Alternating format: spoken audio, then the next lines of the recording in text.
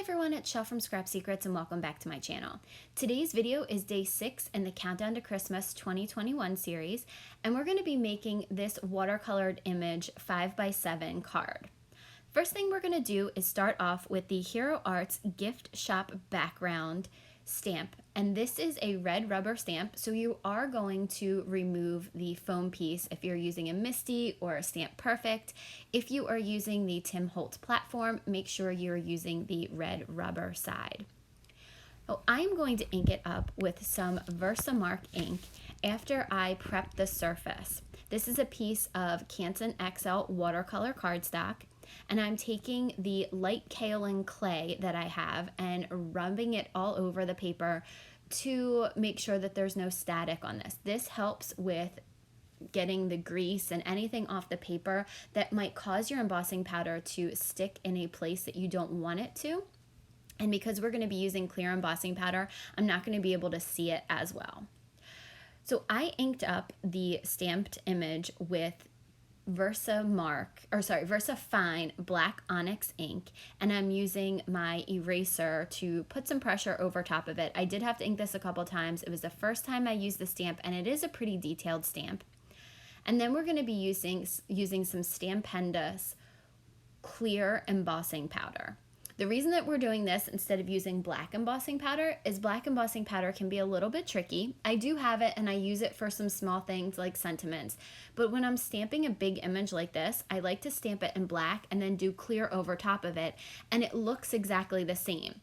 Black embossing powder is just a little bit messier and sometimes a little bit harder to take off of the paper. At least I've found it has. So this is the method that works for me.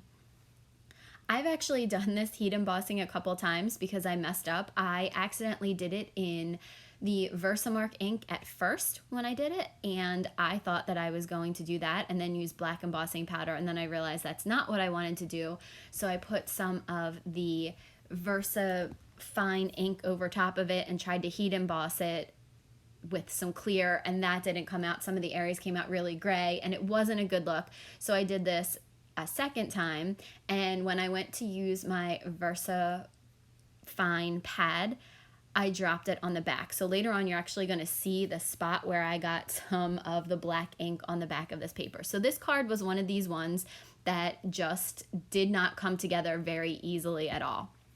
So what I did was I heat set the clear embossing powder first, and now we're going to be using the Hero Arts Hero Greetings Christmas Gift Shop stamp set, which is a huge name for a tiny set, but we are going to be using one of the sentiments from this, and we're going to be heat embossing it in gold. Now I could have done it at the same time if I wanted it to be the same exact color, but I didn't. I wanted that name of the shop to stand out, so I inked it up with some Versamark ink, which is a clear sticky ink, and I'm going to be using some gold embossing powder to sprinkle over top of it. I thought I was going to be using the Ranger one, and then I decided to use this Recollections one.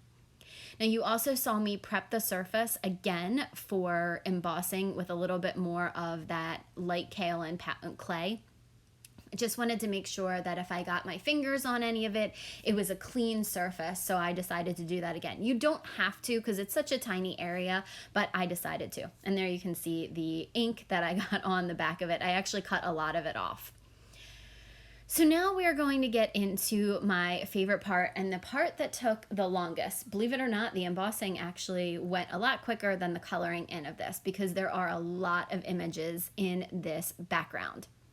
So I'm going to be using my Inktense watercolor pencils from Derwent, and these are one of my favorite things to use. It makes watercoloring so simple.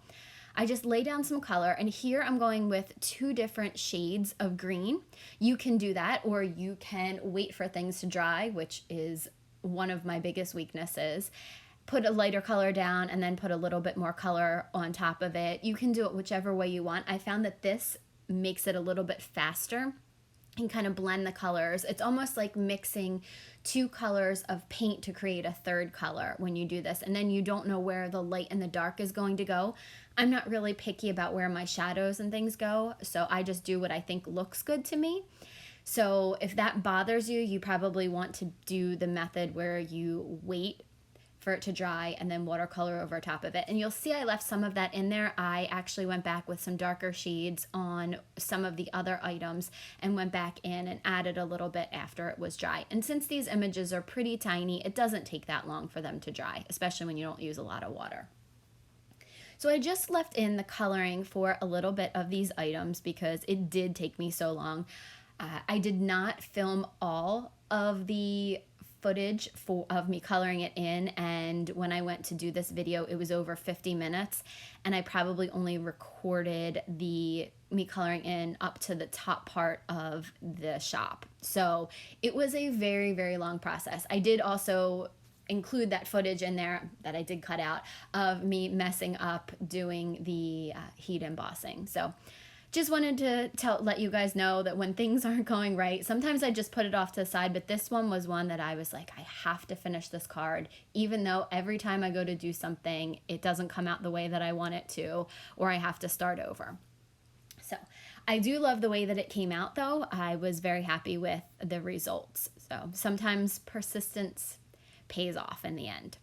Now I'm just coloring in the tree, and I know this is a lot of green. I actually had pulled out my Inktense pencils. I have them in 3 different containers.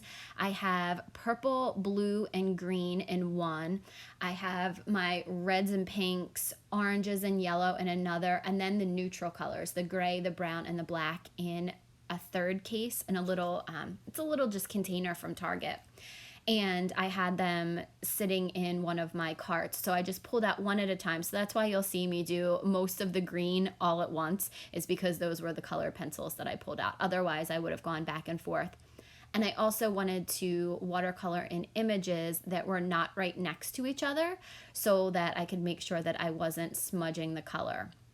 So you see there that wreath is dry, so now I'm going in with a little bit of the darker green to just add a little bit more to there and to that bottom wreath. So like I said, this did take a really long time to color in, but I did want to show you a couple of the different coloring techniques that I do. I mix colors and put both of the colors down, and then I will put a little bit of water on my brush and pull it out. For this one, I just laid one color down, put a little bit of water on my brush, and pulled that color out. Now you can color very little of the image or almost the whole entire thing, depending on the shade that you want. If you want it lighter, then obviously use a little bit more water and less color. If you want it darker and more vibrant, then put down a lot of the color and put a little bit of water on there.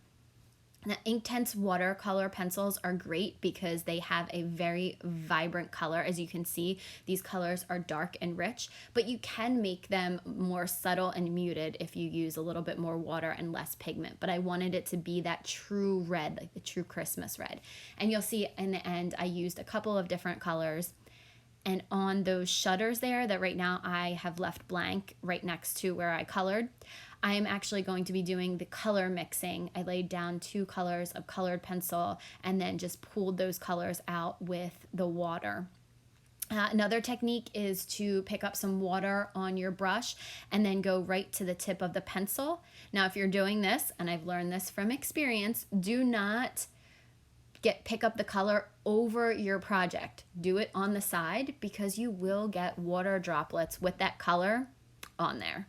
So that's I wouldn't say pro tip, but that's a tip if you guys don't want to ruin your projects and then have to start over, because generally for me, that would happen when I'm at the very end and I'm doing the last thing and I get, color where I don't want it to be.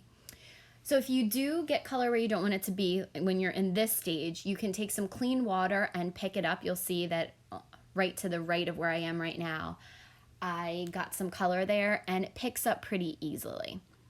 So that's another way that you can kind of save your project. Once it's dried, it's a little bit harder to remove, but while it's still wet, you can take a clean brush and kind of sop up the water. That also helps if you color in an image that is too dark. So you'll see in a minute that I do that with the cat. I color in the teddy bear, and then I go to color in the cat, and he's definitely too dark. He's lost all of his features.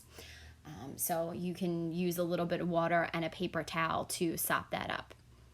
Now I'm just adding what would be the flame of that, or the light source from that light post. And I just liked that color. I just think that's really, really pretty. I did use most of my Inktense watercolor pencils. I have the 72 count, and I think I have the 24 and the 12. So I do have a couple of the colors multiple times, but I love these so much and I use them so much that some of my pencils are actually getting a little short.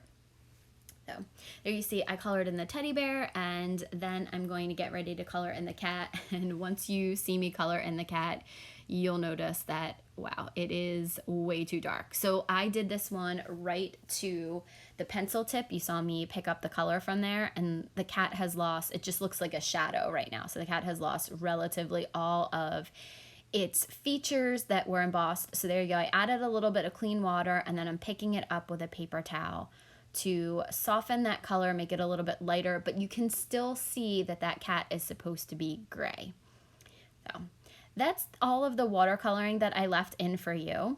So the next thing I did after I finished all of that watercoloring was I cut it out, and I am now going to use some glossy accents on the windows. I did go in with a very, very watered down blue and color in all the windows, but I wanted to give it a little bit of dimension, so I went over it with glossy accents. I'm going to tell you the original idea for this was to make this into a shaker card. And the reason I didn't was because it took so long to do this watercoloring. I was going to do one of those tool full panel shakers, and I'm like, this took way too long and it was way too involved to not leave it 100% blank so that you could see all of the detail in there. Not that the tool hides a lot of it. I'm just going to save that for another project. I might do that for my Halloween one this week since it's so popular with everyone. I guess I want to do my own take on it. So now I'm putting the glossy accents on the door, all the window panels on the door, and then I'm going to set that aside to dry. And I did leave this dry for a couple of hours. I actually left and came back to finish this card because I was afraid that I was going to mess it up after all of that work that I did. I didn't want to do that. So this is just a piece of pattern paper from one of those Michael's Hot Buy paper packs for Christmas. I cut it down to I believe it is 1/8 of an inch smaller than the white card base, which is a 5x7. And now I am gluing down the panel that I watercolored and cut down to the bottom of it. My original idea was to create a scene in the background, but I like the way that it came out. Thank you guys so much for watching. If you have comments or questions, feel free to leave them below, and I'll see you again real soon for another video. Bye!